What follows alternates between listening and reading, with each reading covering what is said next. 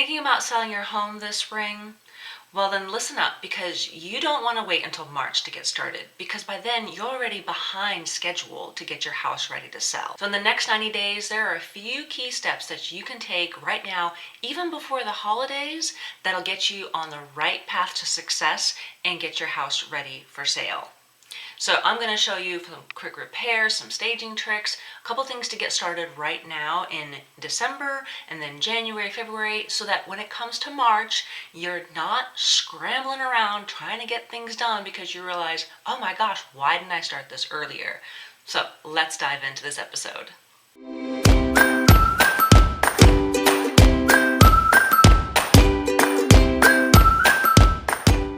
Hey there, home sellers. Welcome back. My name is Kasia, and today we are talking about a 90-day pre-spring holiday prep plan. I know that's a lot of words, I know, but we're preparing you now and getting started now because now is a great time to get your house ready to sell. Because if you are thinking about doing this in the spring, there's some things that you can do now before the holidays, before everybody else shows up, and that'll actually help you get your house ready for the holidays, but then also for the spring sale. Okay, so that's why I want to get you started now. I'm a planner. That's who I am. I'm the type that likes to have a checklist and knock things out and get things done. And I'm not going to bombard you with a whole lot each month, but I do want to get you just thinking in that spot with a direction, right? You probably have a whole plan of, hey, this is what we're doing for Christmas, but we've got a couple weeks until then. So there's a lot of things that you can do even before then.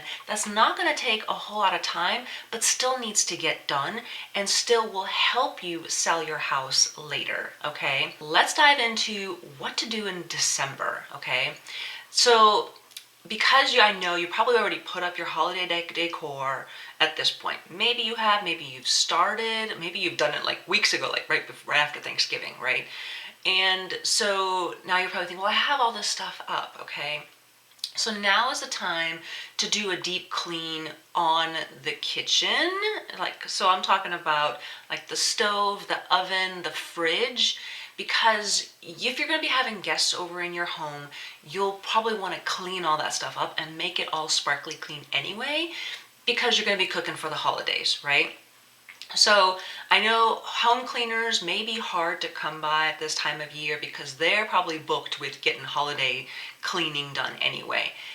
If you can find someone, great. If not, now's the time to take out those cleaners and rubber gloves and sponges and everything and start doing it yourself, right? There's lots of things on Pinterest that you can find on how to clean your oven. If you have the setting on your oven, I don't, but if you have that clean yourself oven button, you know what I mean, that magic button, right, where it takes care of all that stuff that's in there that's kind of caked on. Now's the time to do that. Do that before you go to bed so that it's doing it while you're sleeping, and then, or do it while, when you're during the day in the morning when you're going to be home anyway, so that way you can kind of keep an eye on how things are going. But that button is just magic on the oven. For those of you who don't like me, we're going to have to go through and start scrubbing that oven. Now, there's a lot of things, like I said, on Pinterest that you can find. Some elbow grease, whether it's, an oven cleaning product, right? Or maybe you don't want those harsh chemicals in there. So like the baking soda, lemon thing and water, kind of make a paste, let it sit there, and then kind of scrub it. It's amazing that at least that will do like one time. And then you'll see the difference, especially on the inside on that glass, that window that you have there looking into the oven.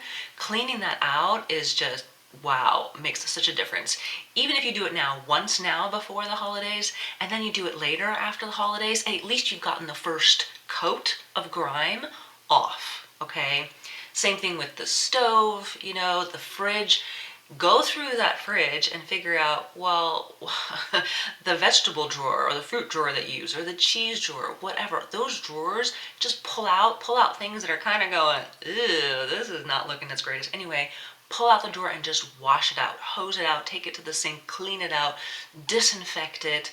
Now's the time to get that ready so that when you do have your holiday, food that you're prepping, it's all nice and neat and clean, right? Yes, you probably will have to do it later, but at least it's now not as bad. Again, you've gotten the initial, cleaning done, okay? Same thing with, so I've done the stove, the oven, the microwave. The microwave, I know. And if you have kids who use that all the time, or a spouse, and it just needs, just a Lysol wipes, whatever. The one that I found really works best is when you put a bowl of water with lemons in there, right? And that helps just to kind of disinfect it, makes it smell nice too, kind of loosens up the grime in there. Again, Pinterest is my friend when it comes to finding those cleaning hacks, okay? Unless you have a cleaning person and they do that for you, great. But if you're doing this on your own, while you're waiting for that oven to clean itself, you go clean the microwave, okay? A couple of things all at once. Right, I know. You're probably thinking, oh gosh. Okay, so that's the kitchen, all right? Deep clean the kitchen. That's a great place to start, right? Another thing that you can do in December are just cleaning, dusting the baseboards, right? So the baseboards along the floor, right? Dusting them, sometimes, especially if they're white, you know what I mean. Yeah, you've seen them. You probably just need to get on your hands and knees and just get down there and clean the baseboards, dust them. I just take a Lysol wipe. Actually, what I normally do is I use like those dryer sheets because they kind of cling better to the dirt, and just clean those off, and it makes it look so much better, right? So you're going through room by room, follow along.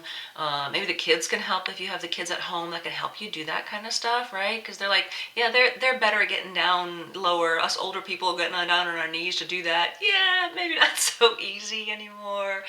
Yeah, maybe the kids can do that for you. Or, maybe you have a long-handled brush that can, as you're standing up to clean those and then dust on top, right? So those are just some ideas for December to get you started. If you need more home staging tips, I do have a free guide that I offer where I talk about things that you can work on, 10 things that you can do to get started on staging your house. That's a totally free guide. You can take a look. I'll leave the link in the show notes. Moving on to January and February. So the holidays are over. You've, had a great time with family and friends, maybe one last time in the house, right? That you can celebrate. So now's the time to take advantage of those Christmas sales, right? At the after Christmas sales, where if you have maybe some new bedding that you need to get, or towels, right? So maybe you downloaded my checklist and you said, oh yeah, Kasia says, we need to look at this. And you're like, probably the bedding, it probably needs to be updated, and now's the time, those post-Christmas sales, that you could probably get some really good deals on those types of things that will help freshen up your house, update it, help you sell it, and oh, by the way, you take it to your next house that you're moving to, right? So you get rid of the old bedding, donate that, whatever you need to do. Maybe it's just not looking its best, right? Maybe it just needs to be tossed, right? The towels, maybe they're ratty. If they're older towels, donate them to an animal shelter. I've done that. I've had towels that were stained, that were just maybe ripped, or just, it was bleached out, right? I've had that. My beautiful color towels are a nice blue color, but then they've got this bleach stain on it. You don't want to put that out when you're selling your house, right? So what I do is I take those perfectly useful towels and donate them to the animal shelter, because they will use them for the dogs and cats that they need to use for when they're washing them, using them, kind of make it a little more comfy for them.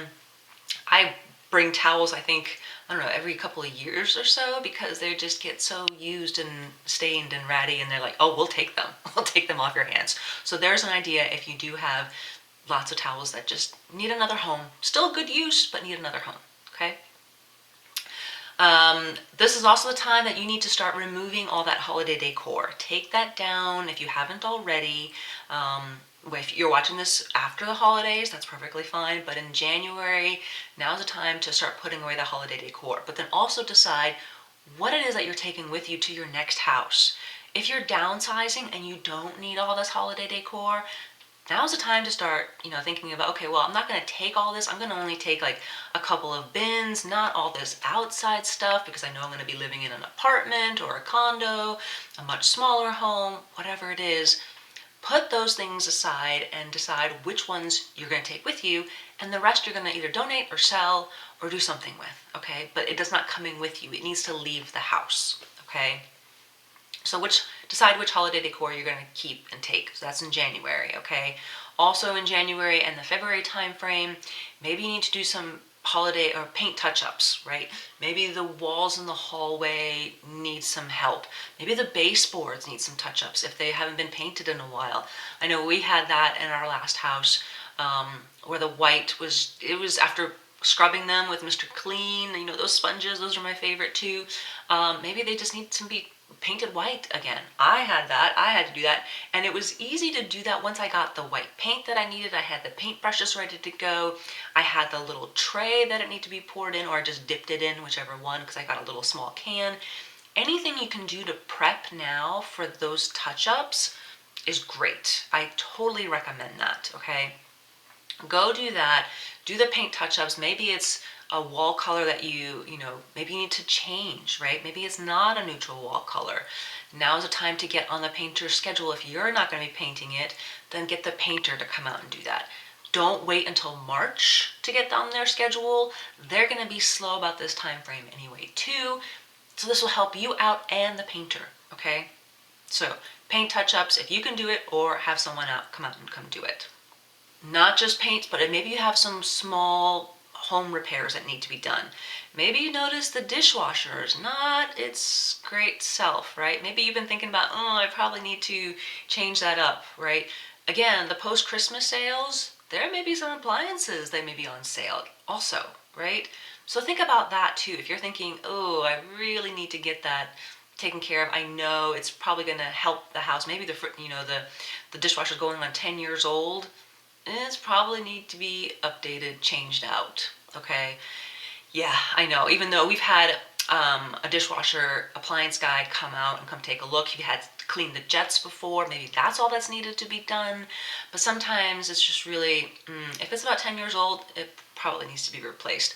I know we had a refrigerator that died on us literally 2 days before we were going to go on vacation in early December, and I'm not trying to jinx anybody, but it happens. It really does. We were going on vacation, a big family trip, just before the holidays, and it literally died 2 days before we left. We were scrambling because we're like, everything's going to defrost and die while we're gone for 2 weeks or 10 days, whatever it was, right? We managed to get an appliance guy to come out and tell us, there's nothing I can do to fix this. You're going to have to buy a new fridge. Crap, right? So we bought a deep freezer, and I just put one in the garage and stuck everything that was in the freezer in there, and anything I wanted to save for the holidays, because I knew I was going to have like a turkey or a ham. I think it was a ham. I stuck that ham in the freezer in there so that when we came back from Christmas or from the trip, that I would have something. You know what I mean? We were scrambling. It was, and then when we came back, we had to come back and go find a fridge, which luckily was during the Christmas sale of things. Still, wasn't fun, but you know what I mean. That's a major thing. But other small repairs, like maybe there's a screen that's ripped, maybe that's a door that's not working or sticking, or an outlet that's not working. Get the electrician to come out in the January, February time frame to get those types of things taken care of. Maybe you notice something else that's not working during the holidays. Yeah, or you have guests come over and they find something that's just not working anymore or broken or whatever. Now's the time in January, February to get those contractors lined up to come to your house, get the electrician to come out, a plumber maybe, to get those types of things fixed, okay? So let me go through a couple of milestones that you can probably check off before you list your house, okay? So here are just a couple of things that you can need to think about that'll get you going. Again, if you have my free home staging guide, that'll get you started as well. But you definitely want to think about decluttering your home, okay? Yes, if you have guests over, that'll help speed things up a little bit. If you don't have guests coming over, you were like, oh, well, I can take care of that later. Well, one big milestone is decluttering. If you do have things that don't belong in the living room, for example, like maybe you've had this workout gear in there or a treadmill or something. Yeah, that doesn't belong in the living room. It really needs to go in a different room. whether it's a bonus room, maybe you throw it in the garage or something like that. But decluttering is a big deal. You can get started on that also. Okay, that's a big milestone. Curb appeal. I know during the holidays, the curb appeal may not look its best. Maybe you have snow to deal with where you live, or maybe it doesn't snow very much, but there's, the flower beds need some attention. The springtime is a great time to start looking at that, looking at dead, bushes or trees. If you're looking and seeing going, yeah, that one hadn't flowered, is not going to flower, is not going to live, pull it out early, get it taken care of, those kinds of things. So take a look at your curb appeal. Okay, that's another milestone to take a look at when you're selling your house and getting it ready for spring. Make sure you've staged your house, that everything is, put in its place where it needs to go. Maybe you don't know where that's going. I have a great option for you. I do have a new online home staging basics course that I've just started that you can take advantage of, and I go room by room in this online course. And this is a beginner-friendly course, and it's online, so there's no calls to join. There's everything at your own pace. You can watch, there's 13 videos. You can binge watch them all at once, which I don't recommend, but definitely, first couple or two, you can probably watch back to back, but then after that, I would recommend going through the living room, where I talk about how to stage a living room by room. I go through furniture layouts, I go through colors, I go through accessories, what you should keep, what you should take out. All that kind of stuff is in every single room. I have the living room, kitchen, dining room, primary bedroom, bonus rooms, bathrooms, kids' bedrooms, laundry room, curb appeal, all that kind of stuff in there. Go check it out. I'll leave the link in the show notes. And because you are listening to my podcast, I do have a link for you to get $10 off this course that you can take advantage of right now and get started on getting your house ready for the spring. So that's my home staging basics course that you can take advantage right now if you take a link that's $10 off your course. So we've talked a lot about getting your house ready to sell so that you're not waiting to the very end in March when you get your realtor to come in and go, okay, the realtor says, wow, everything's ready to go. Let's list it. And you're like, yes, let's go. Okay. So now's the time. In December, I talked about a few things you can do right now, things in January and February that you can take care of, and that'll get you ready for the spring market. So I hope you are getting ready, revved up, ready to go. I know I am, to get your house ready to sell. I hope you guys have a fantastic week. If you love this video, please like, comment. If there's anything else that you see that you're like, oh, I did this and it was a lifesaver. Put that in the comments too, okay? Or maybe you found a cleaning hack for an oven or a stove or something. Put that in the comments too. I'd love to know, all right? Have a great week. We'll talk to you later. Bye.